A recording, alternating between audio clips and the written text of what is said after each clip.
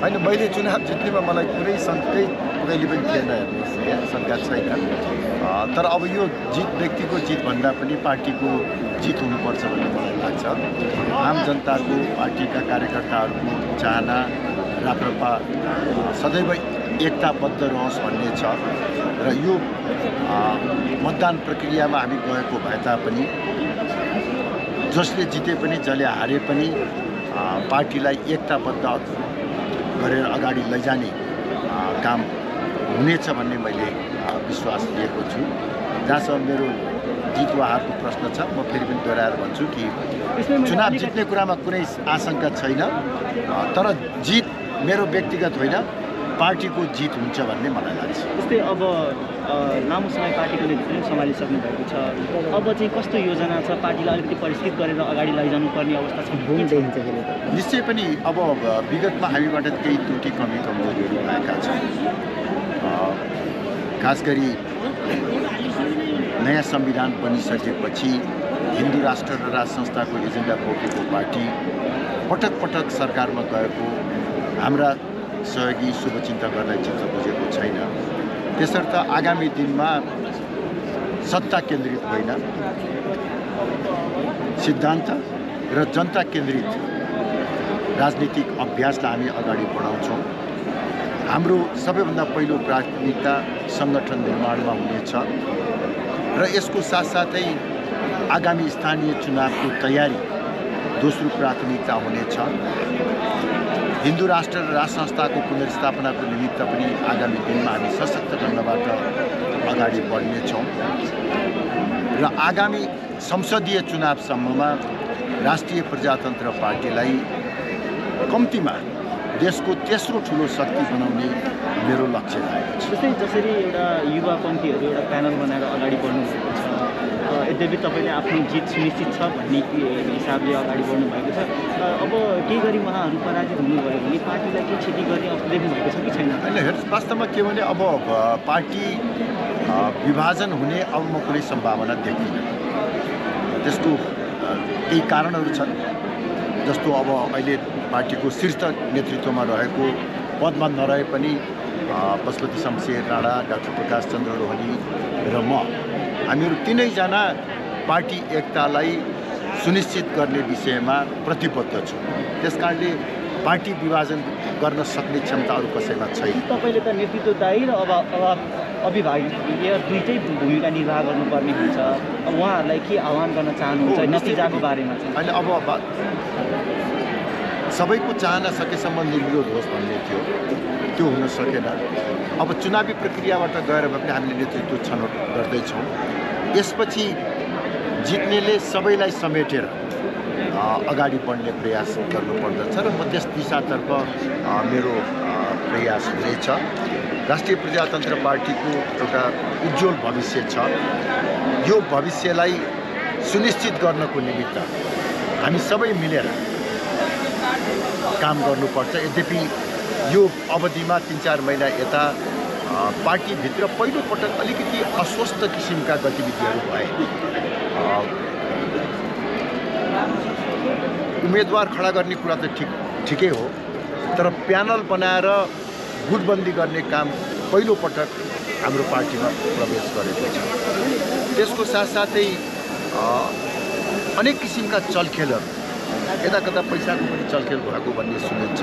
अनेक किसिमका भ्रमहरू सिर्जना गरे। अब तपाईँहरूले सुन्नुभएको भएन, राजाको निर्मल निवासको सपोर्ट कुनै एउटा उम्मेदवारलाई छ भन्ने जस्ता किसिमका प्रचार र पछिल्लो समय केही घन्टा अगाडि त अध्यक्ष पशुपति शमशेर राणाको कृत्य सही गराएर भ्रम सिर्जना गर्ने प्रयास पनि गर्यो, जसलाई निर्मल निवासको चाहिँ समर्थनमा हाल्दा नै रहेको हो र के लाग्छ? मलाई त्यस्तो लाग्दैन। हेर्नुहोस्, अब राजा वा राज संस्था हामीले राजनीतिभन्दा माथि उठेको संस्थाको रूपमा परिकल्पना गरेका छौँ। यता कता दरबारका सचिवहरूबाट पार्टीको आन्तरिक मामिलामा हस्तक्षेप गर्ने विगतमा पनि देखिन्थ्यो र अहिले पनि कता कता त्यो आवाज चाहिँ भएको छ। हेर्नुहोस्, अब यो हावा नचलिकन पात हल्लिँदैन भनेर भन्छन्। अलिकति त्यो हावा चाहिँ चलेको हो कि भन्ने देखिन्छ। अब मसँग त्यसको स्पष्ट प्रमाण त छैन, त्यसैले म त्यो आरोप पनि लगाउन चाहन्न। तर दरबारका सचिवहरूले कुनै त्यस्तो काम गर्नुभएको छ भने यो अत्यन्तै प्रत्युत्पादक हुन्छ। यसले राष्ट्रिय प्रजातन्त्र पार्टीलाई कमजोर बनाउने मात्र होइन, राज संस्था पुनर्स्थापनाको कार्यलाई पनि प्रभावित गर्दछ नकारात्मक रूपमा। यो प्रत्युत्पादक हुन्छ भन्ने कुरा मलाई लाग्छ उहाँहरूले बुझ्नुपर्छ। विगतमा राप्रपा फुटाउनको निमित्त पनि दरबारका सचिवहरूले केही छलफल गरे, मैले त्यही बेलामा पनि त्यसको चाहिँ प्रतिवाद गरेको थिएँ र अहिले पनि त्यो सङ्केतहरू देखिएको छ। म यकिनका साथ भन्न त सक्दिनँ, तर के भनेदेखि त्यो सङ्केतहरू देखिएको छ, त्यो निश्चय पनि उपयुक्त होइन।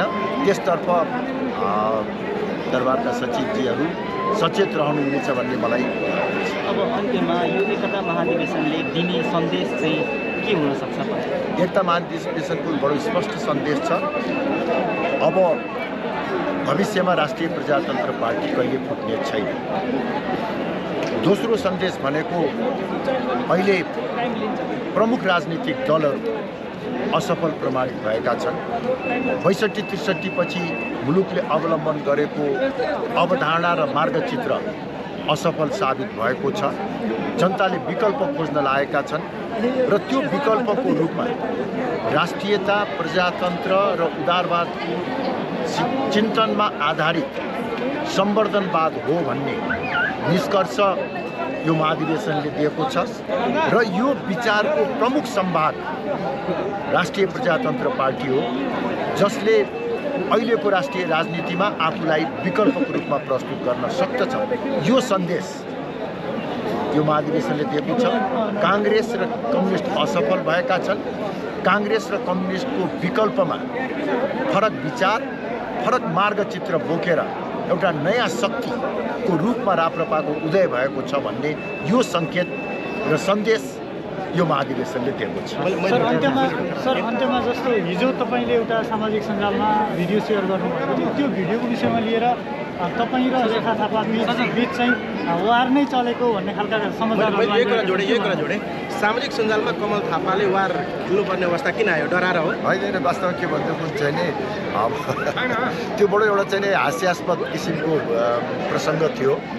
अब एकातिर राजेन्द्र लिङ्गदेनजी आफूलाई कट्टर राजावादी भन्नुहुन्छ, राज संस्था पुनर्स्थापनाको निमित्त म काम गर्न सक्छु भनेर भन्नुहुन्छ। अर्कोतर्फ उहाँले चाहिँ महामन्त्रीमा प्रस्तुत गरेको व्यक्ति गणतन्त्रको पक्षधर हुनुहुन्छ।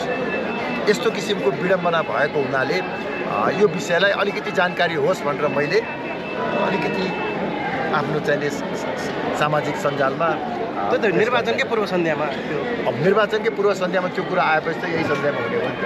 एउटा अर्को कुरा अन्तिममा पुस्तान्तरणको पनि कुराहरू उठिरहेको छ होइन? अध्यक्षहरूले चाहिँ पुराना अध्यक्षहरूले नयाँलाई नछोड्ने, आफै मात्रै आउने भन्ने तरिकाले यहाँ प्रतिनिधिहरूले पनि कुरा गर्छ। एमाले पनि त्यही देखियो, काङ्ग्रेसमा पनि देउबै आउने खालको अवस्था देखिँदैछ, राप्रपा पनि कमल थापा पनि अगाडि किन होइन? पुस्तान्तरण भयो नि त। पशुपतिजी र प्रकाशजीको पुस्ता अन्त भएर कमल थापाको पुस्तामा आयो। उहाँहरू मभन्दा 15-20 वर्ष जेठो हुनुहुन्छ। नयाँ पुस्ता त आयो। हाम्रो पार्टीको पहिलो पुस्ता भने सूर्यबहादुर थापा र लोकेन्द्रजी, दोस्रो पुस्ता भनेको पशुपति शमशेर, प्रकाश चन्द्र लोहनी, रविन्द्रनाथ शर्मा, त्यस्तो पुस्ता भनेको कमल थापा, बुद्धिमान तामाङ, दीपक बोहरा लगायतको तेस्रो पुस्ता हो भने अब चौथो पुस्तामा राजेन्द्र लिङ्गदेन आउँछ। उहाँले अलि धैर्य गर्नुपर्छ।